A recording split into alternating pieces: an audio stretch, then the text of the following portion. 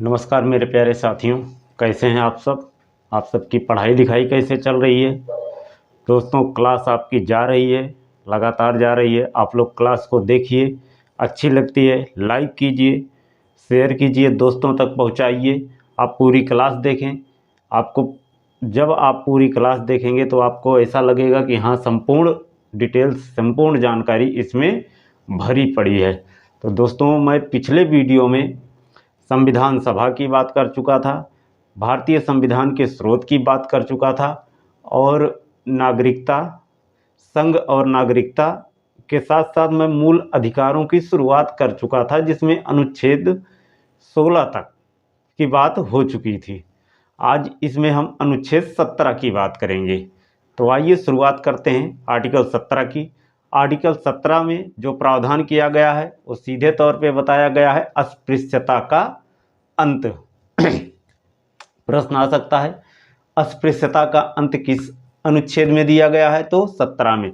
भारतीय संविधान के अनुच्छेद 17 का संबंध अस्पृश्यता के अंत से है। अनुच्छेद 17 के तहत छुआछूत को समाप्त की जाने की घोषणा की गई है, इस बात का ध्यान रखना। इसके अंतर्गत अस्पृश्यता अपराध अधिनियम एक्ट 1955 के तहत छुआछूत को एक दंडनीय अपराध माना गया है। ठीक है, इसके तहत न्यायालय हमें सजा भी सुना सकती है। तो अस्पृश्य प्रश्न आ सकता है, यूपीपी में तो आएगा नहीं, लेकिन यूपीएसआई में आ सकता है कि अस्पृश्यता अपराध अधिनियम जो है वो कब लाया गया। ठीक है, अस्पृश्यता अपराध अधिनियम 1955 के जो प्रावधान है इसको देख लेते हैं, यूपीएसआई के लिए महत्वपूर्ण हो सकता है। तो यह एक दंडनीय अपराध है जिसमें किसी भी तरीके से माफी नहीं दी जा सकती। अपराध साबित होने पर 6 मास का कारावास और 500 रुपये का जुर्माने का प्रावधान किया गया है। दोनों में से एक या दोनों भी हो सकते हैं। संसद या राज्य विधानसभा के चुनाव में खड़े हुए कोई भी अगर उम्मीदवार जो छुआछूत जैसे अपराध करता है उसके लिए क्या होगा, राज्य विधानसभा का सदस्य हो या संसद का सदस्य हो, उसकी सदस्यता निरस्त कर दी जाएगी यदि वह अपराधी पाया जाएगा। अस्पृश्यता अपराध अधिनियम 1955 बनाया गया था। यह अधिनियम 1 जून 1955 को प्रभावी हुआ था, लेकिन अप्रैल 1965 में गठित एक समिति गठित की गई थी, इलिया पेरुमल की समिति थी। इसके तहत जो इसकी अनुशंसा पर 1976 में नागरिक अधिकार संरक्षण अधिनियम 1955 इसका नाम कर दिया गया। तो इस बात का भी ध्यान रखना। ठीक है, समिति का नाम पूछा जा सकता है। उपाधियों का अंत, अनुच्छेद 18, भारतीय संविधान का जो अनुच्छेद 18 है इसमें इसके तहत उपाधियों का अंत किया गया है, जिसके तहत जो प्रावधान है वो है राज्य, सेना या विद्या संबंधी सम्मान के सिवाय कोई और उपाधि प्रदान नहीं करेगा। भारत का कोई भी नागरिक किसी विदेशी राज्य से कोई उपाधि स्वीकार नहीं करेगा कि कोई भी भारत का व्यक्ति हो, जैसे वैसे तो सबको मिलता नहीं है, जैसे क्रिकेटर हो गए या एक्टर हो गए, इन्हीं लोगों को मिलता है। तो ये विदेश से सम्मान बिना राष्ट्रपति की अनुमति के नहीं प्राप्त करेंगे। कोई व्यक्ति जो भारत का नागरिक है, राज्य के अधीन लाभ या विश्वास के किसी पद को धारण करते हुए विदेशी राज्य से कोई उपाधि राष्ट्रपति की सहमति के बिना ही स्वीकार करेगा। इस बात का ध्यान रखना। ये 3 बातें अनुच्छेद 18 के अंतर्गत आ चुकी हैं। ठीक है, तो पहली चीज तो अनुच्छेदों को तोड़ में पढ़िए। ये जो बोलता जा रहा हूँ ये तोड़ है इसके। ठीक है, जब आप तोड़ में पढ़ेंगे तो अपने आप याद हो जाएगा। अब देखते हैं स्वतंत्रता के अधिकार को। ये महत्वपूर्ण है, यूपीपी के लिए तो काफ़ी ज़्यादा महत्वपूर्ण है। स्वतंत्रता ही जीवन है, क्योंकि इस अधिकार के अभाव में मनुष्य के लिए अपने व्यक्तित्व का विकास करना संभव नहीं है। भारतीय संविधान का अनुच्छेद 19 से लेकर के 22 तक भारत के नागरिकों को स्वतंत्रता संबंधी विभिन्न अधिकार प्रदान किए गए हैं। ये चारों अनुच्छेद स्वतंत्रता के अधिकार पत्र, जिसे बोलते हैं मैग्ना कार्टा, के स्वरूप हैं। ठीक है, ये स्वतंत्रता का मैग्ना कार्टा कहा जाता है इनको। ये सभी स्वतंत्रता के मूल अधिकारों में। आइए देखते हैं हम सबसे पहले आर्टिकल 19 को। भारतीय संविधान का जो आर्टिकल 19 है, भारत के नागरिकों को 6 प्रकार की स्वतंत्रता प्रदान करता है, जिसमें पहला है वाक या अभिव्यक्ति की स्वतंत्रता। दूसरा है शांतिपूर्वक और निरायुध सम्मेलन करने की स्वतंत्रता। ठीक है। इसके बाद 19(1)(c) में कहा गया है संगम या संघ या सहकारी सोसाइटी बनाने की स्वतंत्रता। और डी में कहा गया है भारत के राज्य क्षेत्र में सर्वत्र आबाद संचरण की स्वतंत्रता। आबाद रूप से कहीं भी घूमने की स्वतंत्रता, आप कहीं भी जा सकते हैं। 19(1)(e) में कहा गया है भारत के राज्य क्षेत्र के किसी भाग में निवास करने और बस जाने की स्वतंत्रता। जी में कहा गया है 19(1)(g) में कोई वृत्ति, उपजीविका, व्यापार या कारोबार करने की स्वतंत्रता। ठीक है। और 19(1)(f) जो था ये संपत्ति की स्वतंत्रता इसमें दी गई थी, जो 44वें संविधान संशोधन 1978 द्वारा संपत्ति को स्वतंत्रता के अधिकार से, मूल अधिकार से हटा करके अब एक विधिक अधिकार बना दिया गया, जो अनुच्छेद 300(a) के तहत रख दिया गया है। तो ये हट चुका है। ये 300(a) में बस इतना सा प्रश्न पूछा जा सकता है यहाँ से कि 19(f) में जो स्वतंत्रता दी गई थी उसे कहाँ से उठा के प्रतिस्थापित किया गया, किस अनुच्छेद में प्रतिस्थापित किया गया। तो याद रखना 19(1)(f) से हटाया गया और 300(a) में प्रतिस्थापित कर दिया गया। तो अब जो संपत्ति की स्वतंत्रता है ये मूल अधिकार से हट चुकी है। अब संपत्ति पे जीएसटी भी लग रही है, कर भी लग रहे हैं, और भी जो सरकार लगा रही है सब कुछ संपत्ति पे लग रहा है। अनुच्छेद 19(1) भारत के नागरिकों को 6 स्वतंत्रताएं प्रदान करता है और अनुच्छेद 19(2) से लेकर के 19(6) तक के इन अधिकारों पर योग्य पाबंदी लगाई गई है। आप बोल रहे हैं किसी की स्वतंत्रता का हनन ना हो, इस प्रकार बातें करें। ठीक है। लोक व्यवस्था कायम रखें, कोई भी आप 6 स्वतंत्रता है इसके अंतर्गत लोक व्यवस्था को कायम रखें, सदाचार को कायम रखें। अगर ये पार होता है, ये सीमा पार होती है तो निर्बंध है। ठीक है। अनुच्छेद 19 द्वारा जो प्रदत्त अधिकार है ये किसको दिया गया है, तो याद रखना प्रश्न आ सकता है, बढ़िया सा प्रश्न पूछा जा सकता है कि अनुच्छेद 19 द्वारा जो प्रदत्त अधिकार हैं किसको दिए गए हैं, नागरिकों को, विदेशियों को, दोनों को या किसी एक को। ठीक है। तो याद रखना ये नागरिकों को दिए गए हैं। अब हम देखेंगे अनुच्छेद 20। अनुच्छेद 20 में अपराधों के लिए दोष सिद्धि के संबंध में संरक्षण। ठीक है। अनुच्छेद 20 के तहत किसी भी व्यक्ति को तब तक अपराधी नहीं माना जाएगा जब तक उस पर आरोप साबित न हो जाए, पहली चीज। ठीक है। इस संबंध में अनुच्छेद 20 के तहत समस्त नागरिकों को संरक्षण प्रदान करता है। इसके अंतर्गत पहली बात कही गई है कि कोई व्यक्ति किसी अपराध के लिए तब तक दोष सिद्ध नहीं ठहराया जाएगा जब तक कि उसने कोई ऐसा कार्य किया नहीं। ठीक है। और अपराध के रूप में उस पर आरोपित ना हो, किसी प्रवृत्ति विधि का अतिक्रमण नहीं किया है अथवा किसी शास्ति का भागी नहीं है जो उस अपराध के लिए किए जाने से के समय प्रवृत्ति विधि के अधीन अधिरोपित था। ठीक है। तो इस बात का ध्यान रखना, तब तक वो दोषी नहीं माना जाएगा। दूसरी बात कही गई, किसी व्यक्ति को एक अपराध के लिए एक बार से अधिक अभियोजित या दंडित नहीं किया जाएगा। अर्थात किसी व्यक्ति से आपको लड़ाई हो गई, उसके लिए जो सजा आपको मिलेगी एक बार मिलेगी। वो अलग बात है कि पुलिस रिमांड पे रख रही है, फिर आपको लेके जा रही है तुम्हें कबूल करवाने के लिए, कबूलने के लिए, लेकिन अब ये भी मना कर दिया गया है। ठीक है।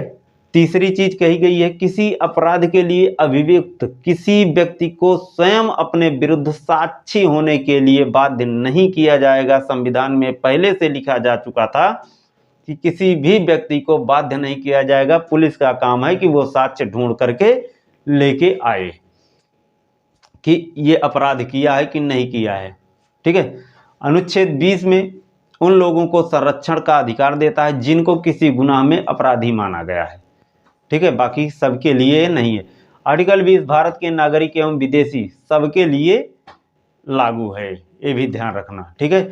19 केवल नागरिकों के लिए है, लेकिन 20 सबके लिए लागू किया गया है। तो कोई चाहे वो विदेशी हो चाहे भारतीय हो। अब देखेंगे अनुच्छेद 21 को। अनुच्छेद 21 बहुत बड़ा है, आप पढ़ नहीं पाएंगे, पूरा 1 घंटे की क्लास बीत जाएगी। अनुच्छेद 21 में प्राण एवं दैहिक स्वतंत्रता, किसी व्यक्ति को उसके प्राण या दैहिक स्वतंत्रता से विधि द्वारा स्थापित प्रक्रिया के अनुसार ही वंचित किया जाएगा, अन्यथा नहीं किया जाएगा। लेकिन ये काफ़ी व्यापक है, इसी के अंतर्गत बहुत चीज़ें आती हैं।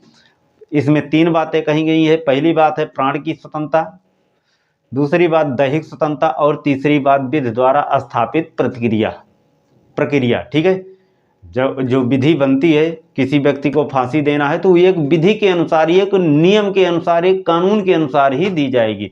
अनुच्छेद 21 की बात करते हैं। अनुच्छेद 21A में शिक्षा का अधिकार दिया गया है। ठीक है, संविधान का 86वां संशोधन होता है 2002 में। उसी समय 21A को जोड़ा गया, जो यह प्रावधान करता है कि राज्य विधि बनाकर 6 से लेकर के 14 वर्ष तक के बालकों के लिए निःशुल्क एवं अनिवार्य शिक्षा का उपबंध करेगी। ये राज्य को सीधा सीधा निर्देश देता है। ठीक है, अनुच्छेद 21 किस संविधान संशोधन से, तो याद रखना 86वें संविधान संशोधन 2002 में इसे जोड़ा गया। इस अधिकार को व्यवहारिक रूप देने के लिए संसद में निःशुल्क एवं अनिवार्य शिक्षा अधिनियम 2009 पारित किया गया, जो 1 अप्रैल 2010 से लागू हुआ था। याद करना, उस समय की बात 2010 की। एक पेंसिल बनती थी, उसी पे 2 बच्चे बैठा दिए जाते थे, सर्व शिक्षा अभियान। अनुच्छेद 22 क्या कहता है, कुछ दशाओं में गिरफ्तारी और निरोध से संरक्षण प्रदान करता है। कौन सा अनुच्छेद, तो अनुच्छेद 22। इसमें पहली बात कही गई, किसी व्यक्ति को जो गिरफ्तार किया गया है, ऐसी गिरफ्तारी के कारण से यथाशीघ्र अवगत कराए बिना अभिरक्षा में निरुद्ध नहीं रखा जाएगा, या अपनी रुचि के विधि व्यवसायी से परामर्श करने और प्रतिरक्षा कराने के अधिकार से वंचित नहीं किया जाएगा। दूसरी बात इसमें कही गई है, प्रत्येक व्यक्ति को जो गिरफ्तार किया गया और अभिरक्षा में निरुद्ध रखा गया है, गिरफ्तारी के स्थान से मजिस्ट्रेट के न्यायालय तक की यात्रा के लिए आवश्यक समय को छोड़कर ऐसे गिरफ्तारी को 24 घंटे के अंदर निकटतम मजिस्ट्रेट के समक्ष पेश किया जाएगा, और ऐसे किसी व्यक्ति को मजिस्ट्रेट के प्राधिकारी के बिना उक्त अवधि से अधिक अवधि के लिए अभिरक्षा में निरुद्ध नहीं रखा जाएगा। इस बात का विशेष ध्यान रखना। ठीक है, 24 घंटे के अंदर अंदर मजिस्ट्रेट के सामने पेश करना है। अनुच्छेद 23 क्या कहता है, मानव के दुरुपयोग, व्यापार और बलात्श्रम का प्रतिषेध करता है। भारतीय संविधान का अनुच्छेद 23 से लेकर के 24 तक शोषण के विरुद्ध अधिकार का वर्णन किया गया है। इसमें 23 में मानव के दुर्व्यापार और बलात्श्रम का प्रतिषेध बताया गया है। ठीक है, इसमें जो है पहली बात कही गई है, मानव का दुर्व्यापार और बेगार तथा इसी प्रकार के अन्य बलात्श्रम प्रतिषिद्ध किया जाता है, और इस उपबंध का कोई भी उल्लंघन जो होगा अपराध होगा, विधि के अनुसार ये दंडनीय अपराध माना जाएगा।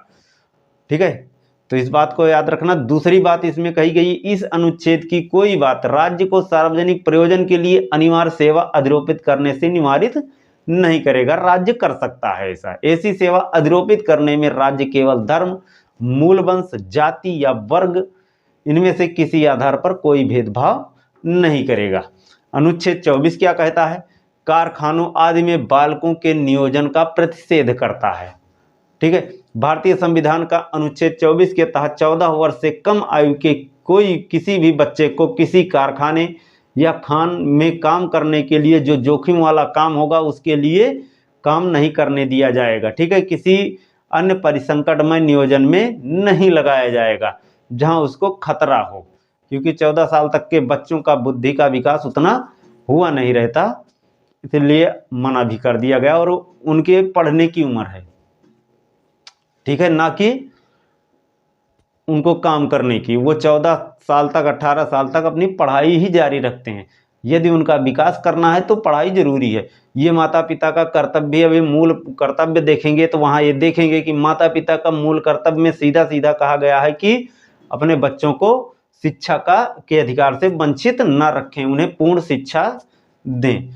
अब देखेंगे हम धार्मिक स्वतंत्रता का अधिकार, जो 25 से लेकर के 28 तक वर्णित है। ठीक है, धार्मिक स्वतंत्रता का अधिकार अनुच्छेद 25 में कहा गया, धर्म के आचरण और प्रचार करने की स्वतंत्रता किस अनुच्छेद में दी गई है, तो ये बात याद रखना। यह प्रश्न आ चुका है कि धर्म का जो अधिकार है, धार्मिक अधिकार किस अनुच्छेद में है, तो 25 में। अनुच्छेद 25 के अंतर्गत अंतःकरण और धर्म को अबाध रूप से मानने, आचरण करने, प्रचार करने की स्वतंत्रता प्रदान करता है। अनुच्छेद 25 विधिवत ध्यान रखना, यहां से प्रश्न आता ही आता है। और ये मैं भी एग्जाम दिया हूं तो 3 बार मुझे मिल चुका है ये अनुच्छेद 25। ठीक है, इसमें पहली बात कही गई है कि लोक व्यवस्था, सदाचार तथा इस भाग के अन्य उपबंधों के अधीन रहते हुए सभी व्यक्तियों को अंतःकरण की स्वतंत्रता और धर्म को अबाध रूप से मानने, आचरण करने और प्रचार करने का समान हक होगा। इस बात का ध्यान रखना। ठीक है, दूसरी बात है इसमें, इस अनुच्छेद की कोई बात किसी ऐसी विद्यमान विधि के प्रवर्तन पर प्रभाव नहीं डालेगी या राज्य को कोई ऐसी विधि बनाने से निवारित नहीं करेगी जो धार्मिक आचरण से संबंध किसी आर्थिक, वित्तीय, राजनैतिक या अन्य लौकिक क्रियाकलापों का विनियमन या निर्बंधन करती है। दूसरी बात इसमें कही गई है, सामाजिक कल्याण और सुधार के लिए सार्वजनिक प्रकार के हिंदुओं की धार्मिक संस्थाओं को हिंदुओं के सभी वर्गों और अनुभागों के लिए खोलने का उपबंध करती है। ठीक है, जैसे इसका स्पष्टीकरण कर देते हैं, सिख लोग हैं, उनको कृपाण धारण करने का जो अधिकार दिया गया है वो अनुच्छेद 25 के अंतर्गत ही दिया गया है। उनके धर्म में ये बात है कि वो कृपाण धारण कर सकते हैं, बाकी और कहीं नहीं दिया गया है, ये बात ध्यान रखना। ठीक है, अनुच्छेद 26 कहता है धार्मिक कार्यों के प्रबंधन की स्वतंत्रता कौन देता है, आर्टिकल 26 देता है। ठीक है, लोक व्यवस्था, सदाचार और के अधीन रहते हुए प्रत्येक धार्मिक संप्रदाय या उसके किसी अनुभाग को धार्मिक और पूर्त प्रयोजनों के लिए संस्थाओं की स्थापना और पोषण करना, अपने धर्म विषयक कार्यों का प्रबंध करना, जंगम और अस्थावर संपत्ति का अर्जन करना, उस पर स्वामित्व रखना और ऐसी संपत्ति को विधि के अनुसार उस पर प्रशासन करने का अधिकार होगा। अनुच्छेद 26 में ये 4 बातें याद रखना। ये चारों बातों में से कोई एक बात उठा करके प्रश्न पूछा जा सकता है, या पूरा मिला करके प्रश्न पूछा जा सकता है, या फिर प्रश्न इस तरीके से भी आ सकता है कि छांटने के लिए कि जो संगत नहीं है अलग कीजिए। अनुच्छेद 27 की बात करते हैं, किसी विशिष्ट धर्म की अभिवृद्धि के लिए करों के संदाय के बारे में स्वतंत्रता प्रदान करता है।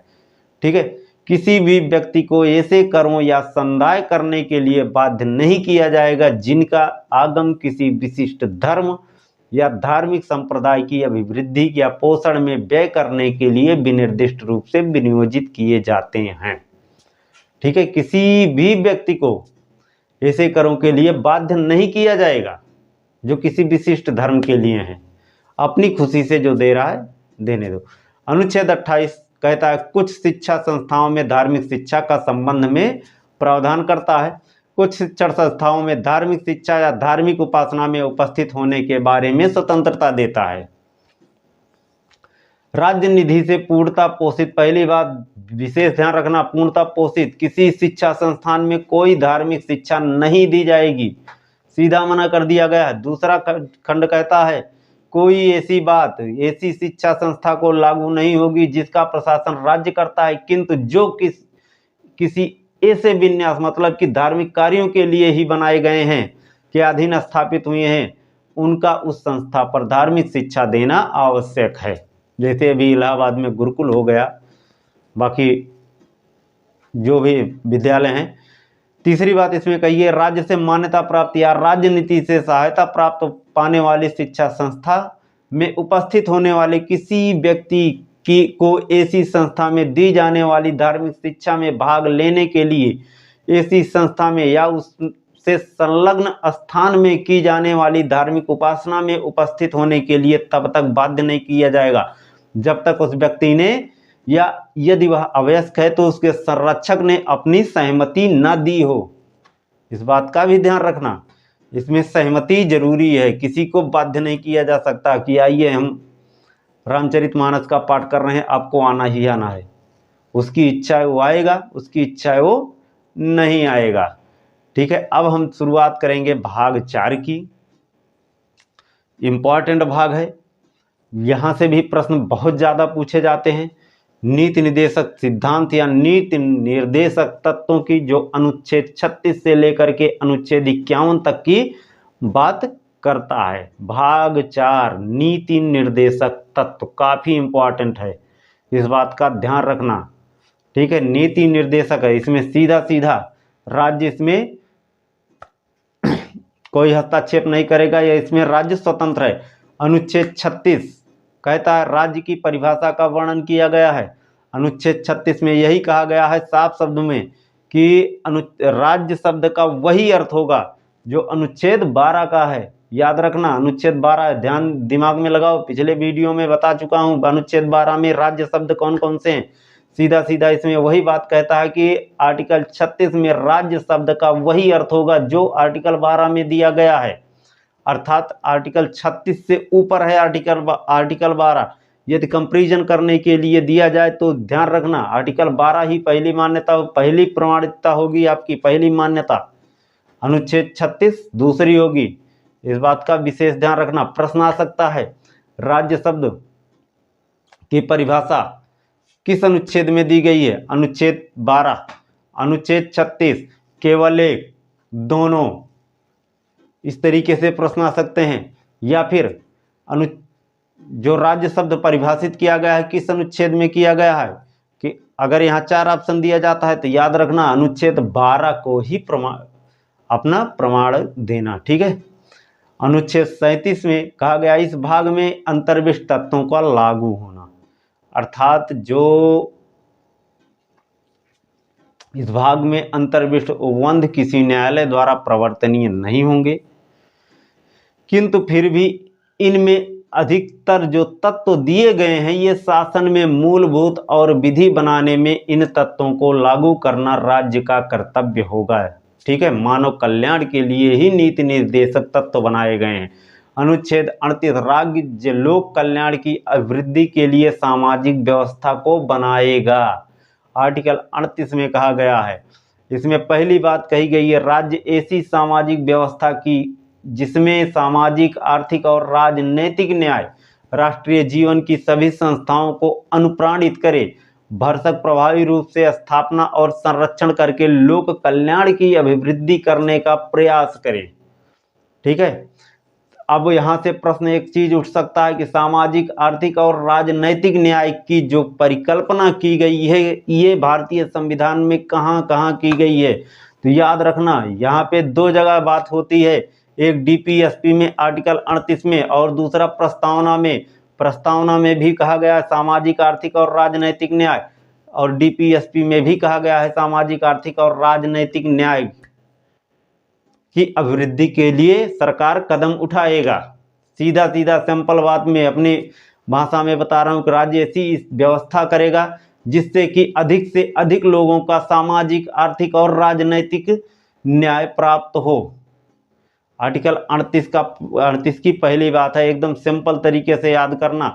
प्रश्न आ चुका है कि सामाजिक, आर्थिक और राजनैतिक न्याय की परिकल्पना कहाँ भारतीय संविधान में कितनी बार की गई है, या किस किस अनुच्छेद में की गई है, या फिर कहाँ कहाँ की गई है। तो अगर किस अनुच्छेद की बात करता है तो अनुच्छेद 38 में केवल एक, लेकिन अगर संविधान की बात करता है तो वहाँ एक प्रस्तावना जिसको बोलते हैं उद्देश्य और आर्टिकल 38 दोनों जगह राज्य विशिष्टता आय की असमानताओं को कम करने का प्रयास करेगा। जो आय में विषमता बनी हुई है, किसी का 50,000 तो किसी का 5,000 है, कम करने की कोशिश करेगा। न केवल व्यक्तियों के बीच बल्कि विभिन्न क्षेत्रों में रहने वालों के विभिन्न व्यवसायों में लगे हुए लोगों के समूहों के बीच प्रतिष्ठा, सुविधा और अवसर की असमानता को समाप्त करने का प्रयास करेगा।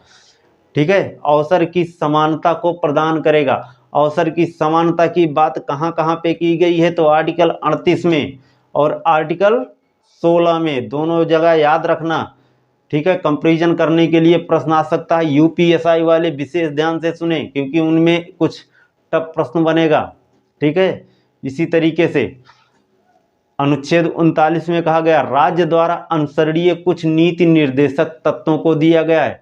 इसमें कहा गया है राज्य अपनी नीति का विशिष्टता किस प्रकार संचालन करेगा, ये बात कैसे सुनिश्चित होगी। तो इसमें सीधा सीधा कहा गया है पुरुष और स्त्री, पहली चीज तोड़ों में पढ़िएगा, पुरुष और स्त्री सभी नागरिकों को समान रूप से जीविका के पर्याप्त साधन प्राप्त करने का अधिकार होगा। दूसरी बात इसमें कही गई है समुदाय के भौतिक साधनों का स्वामित्व और नियंत्रण इस प्रकार होगा कि जिससे सामूहिक हित सर्वोत्तम रूप से हो सके। ठीक है, ये दोनों बात याद रखना। तीसरी बात कही गई है इसमें आर्थिक व्यवस्था इस प्रकार चले जिससे धन और उत्पादन के साधनों का सर्वसाधारण के लिए अहितकारी संकेंद्रण ना हो, अर्थात एकीकरण ना हो, एक हाथ में धन ना आए। और चौथी बात इसमें कही गई है पुरुषों और स्त्रियों को दोनों को समान कार्य के लिए समान वेतन उपलब्ध कराएगा। ठीक है, जिस प्रकार पुलिस की जो आप लोग ज्वाइन करने जा रहे हैं पुलिस की नौकरी, उसमें चाहे स्त्री हो या पुरुष हो वेतन समान होगा दोनों का। ठीक है, सरकार अपनी तरफ से, बाकी तो प्राइवेट सेक्टर में तो कुछ जो अपनी मर्जी चला रहे हैं सब, किसी को कुछ दे रहे हैं, किसी को कुछ दे रहे हैं, किसी को कुछ दे रहे हैं। प्राइवेट सेक्टर की बात ही अपनी मनमानी चल रही है भारत में तो। ठीक है, लेकिन जो सरकारी सेक्टर है वहाँ पे बराबर रखा गया है। और पांचवी बात इसमें कही है पुरुष और स्त्री कर्मकारों को शक्ति तथा बालकों की सुकुमार व्यवस्था का दुरुपयोग न हो, आर्थिक आवश्यकता से विवश होकर नागरिकों को ऐसे रोजगार की तलाश में कहीं बाहर न जाना पड़े तथा उनकी आयु और शक्ति के अनुकूल जो बात ना हो, राज्य उस पर उसका प्रबंध करेगा, रोक लगाएगा। अभी आगे के आर्टिकल में बताएंगे, वहाँ पे बताया गया है कि काम के बदले काम तो यहाँ मिल रहा है लेकिन वहाँ पे काम के बदले दाम मिलेगा। ठीक है, तो इस बात का भी ध्यान रखना।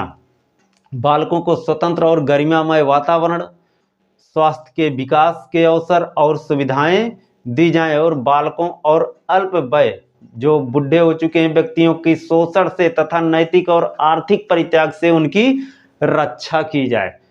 अनुच्छेद 40 बहुत इंपॉर्टेंट है, ये यूपीएससी के लिए तो काफ़ी ज़्यादा इंपॉर्टेंट है, यूपीएससी और पीसीएस के लिए। इसमें सीधा सीधा बताया ग्राम पंचायतों का गठन, राज्य ग्राम पंचायतों के संगठन करने के लिए कदम उठाएगा और उनको ऐसी शक्तियां और प्राधिकार प्रदान करेगा जो उन्हें स्वायत्त शासन की ओर अग्रसर करें। ठीक है, अनुच्छेद 40 में ही ग्राम पंचायतों के संगठन का प्रावधान है जिसे हम गांधीवादी सिद्धांत के रूप में भी जाना जाता है। गांधी जी हमारे देश के पिता हैं। ठीक है, उनका सिद्धांत डीपीएसपी में जो परिलक्षित होता है ये अनुच्छेद 40 में सीधा सीधा गांधी जी स्वयं चाहते थे कि हमारे गांव सशक्त बने, केंद्र सशक्त बने वो नहीं चाहते थे, लेकिन हमारा गांव सशक्त बने, गांव का विकास हो, गांव का विकास होगा तो राज्य का विकास होगा, राज्य का विकास होगा तो केंद्र का विकास होगा। इसीलिए ग्राम पंचायतों के गठन की जो परिकल्पना की थी महात्मा गांधी जी ने ही की थी। महात्मा गांधी जी भले ही हमारे संविधान के सदस्य नहीं रहे, लेकिन उनकी जो जो उनका भाव है अनुच्छेद 40 में प्रकट होता है। अनुच्छेद 41 कहता है कुछ दशाओं में काम, शिक्षा और लोक सहायता पाने का अधिकार। राज्य अपनी आर्थिक सामर्थ्य और विकास की सीमाओं के भीतर काम पाने, शिक्षा पाने और बेकारी, बुढ़ापा, बीमारी और निःशक्तता तथा अन्य अभाव की दिशाओं में लोक सहायता पाने अधिकार को प्राप्त करने का प्रभावी उपबंध करेगा। अर्थात काम पाने का अधिकार जो होगा, काम देगा, शिक्षा देगा, बेकारों को रोजगार देगा, बुढ़ापे में उनकी मदद करेगा, बुढ़ापे में जो बुजुर्ग व्यक्ति हैं, बीमार हैं, उनकी सहायता करेगा, निःशक्तता तथा अन्य अभाव की दशाओं में लोक सहायता इन लोगों को प्रदान की जाएगी। ठीक है, यही बात है। ठीक है, अनुच्छेद 42 काम की न्याय संगत और मानवोचित दशाओं तथा प्रसूति सहायता का उपबंध करेगा, अनुच्छेद 42 कहता है। ठीक है, अभी अनुच्छेद 39 से लेकर के अनुच्छेद 42 तक एक ही चैप्टर चल रहा है। ध्यान रखना, अगर तैयार करना है तो चारों अनुच्छेद एक साथ लिखना और टुकड़ों में बांटना। टुकड़ों में बांटने के बाद अपने आप समझ में आ जाएगा कि कौन से अनुच्छेद में क्या वर्णन किया गया है। नोट्स बनाते चलना, नोट्स आपको एग्जाम में बहुत मदद करेंगे। अनुच्छेद 43 क्या कर रहा है? कर्मकारों के लिए निर्वाह मजदूरी, जो काम करने वाले व्यक्ति हैं उनकी बात कर रहा है कि राज्य उपयुक्त विधान या आर्थिक संगठन द्वारा किसी अन्य रीति से कृषि के उद्योग या अन्य प्रकार के सभी कर्मकारों को काम निर्वाह मजदूरी, सृष्टि, जीवन स्तर और अवकाश जो मिलते हैं, अवकाश का संपूर्ण उपभोग सुनिश्चित करने वाली काम की दशाएं तथा सामाजिक और सांस्कृतिक अवसर प्राप्त करने का प्रयास करेगा और विशिष्टतया ग्रामों में कुटीर उद्योगों को व्यक्तिगत हो या सहकारी हो के आधार पर बढ़ाने का प्रयास करेगा। इस बात का भी ध्यान रखना, ठीक है, क्योंकि प्रश्न कहीं से भी पूछे जा सकते हैं। एक शब्द उठा करके प्रश्न एग्जामिनर पूछ रहा है तो एक एक शब्द नोट करते हुए चलना, जो मैं बोलता जा रहा हूँ। अनुच्छेद 43 में कर्मकारों के लिए जो निर्वाह मजदूरी की बात की गई है, इसमें कहा गया है कि जो भी व्यक्ति काम करने वाले हैं उनको इतनी मजदूरी अवश्य मिले कि उनका जीवन निर्वाह हो सके। काम के बदले जो दाम मिले वो निर्वाह, उनके परिवार का निर्वहन हो सके। इसमें अनुच्छेद 44 में समान नागरिक संहिता की बात करता है। अभी इस पर हाल फिलहाल में संसद में विरोध भी हुआ था अनुच्छेद 44 पर, लेकिन हमें उससे कोई मतलब नहीं है। अभी हम क्या पढ़ रहे हैं, किसकी परीक्षा दे रहे हैं, उसके बारे में हम थोड़ी बहुत जानकारी ले लेंगे। तो प्रश्न आ सकता है समान नागरिक संहिता से संबंधित अनुच्छेद है अनुच्छेद 44, याद रखना। संविधान सरकार को सभी समुदायों को उन मामलों पर एक साथ लाने का निर्देश दे रही है जो वर्तमान में उनके संबंधित व्यक्तिगत कानूनों द्वारा शासित हैं। हालांकि यह राज्य की नीति का एक निर्देशक सिद्धांत है, ना कि लागू करने के लिए, लेकिन हो सकता है लागू हो जाए, धीरे धीरे कानून में लागू होते होते हो सकता है। समान नागरिक संहिता जो है पूरे देश के लिए एक कानून सुनिश्चित करेगी जो सभी धार्मिक और आदिवासी समुदायों पर उनके व्यक्तिगत मामलों जैसे संपत्ति, विवाह, विरासत, गोद लेने आदि में लागू होते हैं। इसका मतलब यह है कि हिंदू विवाह अधिनियम 1955, हिंदू उत्तराधिकार अधिनियम 1956 और मुस्लिम व्यक्तिगत कानून आवेदन अधिनियम 1937 जैसे धर्म पर आधारित जो मौजूदा कानून हैं ये निरस्त कर दिए जाएंगे, ये भंग कर दिए जाएंगे अगर समान नागरिक संहिता लागू हो जाएगी। तो अब आर्टिकल 44 पर आज हम समाप्त करते हैं, फिर मिलेंगे अगले वीडियो में। तब तक के लिए नमस्कार। दोस्तों एक अनुरोध है, वीडियो को लाइक जरूर कीजिए, शेयर जरूर कीजिए, ठीक है। आप लोगों का एक लाइक एक शेयर हमारा हौसला बढ़ाता है, तो आप लोग वीडियो को लाइक करना ना भूलें प्लीज़, और चैनल को जितना आगे बढ़ा सकते हैं बढ़ाएं। मैं इसी तरीके से आप लोगों के लिए मेहनत करता रहूँगा, परिश्रम करता रहूँगा, बस आप लोग सफल हों यही हमारी कामना है। नमस्कार।